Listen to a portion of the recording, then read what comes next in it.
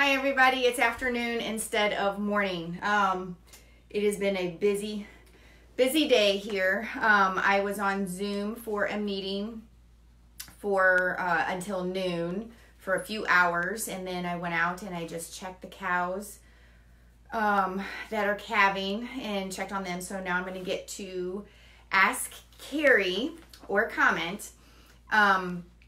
This next one, I'm just kind of going down the list of what the teacher sent to me. And this next one is, it said, what impression that she gave me was how she was able to get back on her feet, both emotionally and physically, after the car crash. And that's a big impression when I show how bad it was and just how long that it took for me to recover. This, I feel like it's a boy just by the way that it's written, but it also says, I will always stick to never drinking and driving. It always turns out bad for you or another person. If I saw a person drinking and about to go into a car, I would take the keys, and I don't care if they were mad. They could ruin or kill someone because of that decision. So that's kind of like part one. Number one, I talk about that whenever I talk to the students, is if you see someone that is getting ready to make that bad choice, because obviously whenever you're under the influence of anything, your thinking is not as clear as it should be, and you obviously know that you shouldn't drive, but you think, oh, it's not that far. I think I can make it. Remember, everybody says, oh, I think I can make it. They really got the point of, I always say in those presentations, of you always know what the right choice is. It just sometimes feels very hard to make that right choice because of the situation where you're in. Now, at this point in my life, at 44 years old, screw that. I'm not afraid at all to tell anybody, hey, you're not getting into that car. Now, if I need to go get somebody to save your life or save mine because I'm going to be on the road with you, I have no problem saying that now, and I don't care if I come off as a bitch or not. But I'm going to make sure that somebody's going to stay alive that night. Going back to being a teenager, I was not that confident. And I was in those situations, like most of us were, where we either had to make the choice to drive ourselves or to ride with someone else, or were we going to let someone get in that vehicle. So as a teenager, it is very hard to make that choice because you got all these emotions going on in there.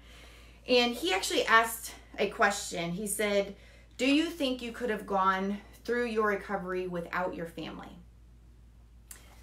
For me and my situation and the relationship that I have with my family, that answer is no. I could not have gone through this without my family. Number one was because of the support. I mean, I have two very large families that even though, you know, a lot of them couldn't come see me, I got the support from them through other means. And I had to have a babysitter for quite a while so my husband could go back to work. He had to work because when you are in a car crash like this, with as much trauma and surgeries that I have, the medical bills just came rolling in. And it's 9 years later and my medical bills still have not stopped.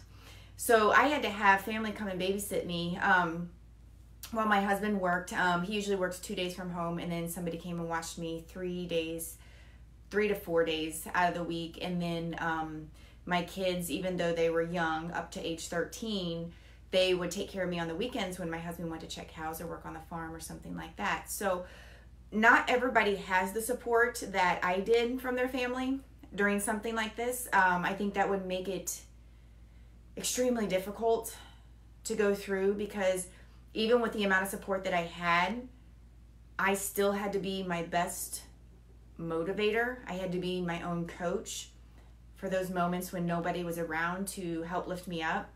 So my suggestion is, if you don't have a family like that, find even one person. And that doesn't mean go to that person and gripe about everything that is going on, but go to them and make sure that you have their trust and say, you know what, man, I'm having a really, really bad moment, or I'm having a really bad day today, and I just need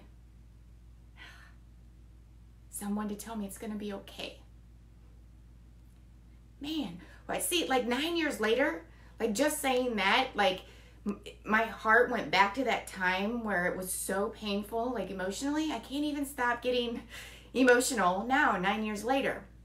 So I think I'm going to go ahead and keep this just Monday through Friday so you guys can have the weekend. And I will catch up with you on Monday. I'll talk to you guys later. Have a great quarantine weekend.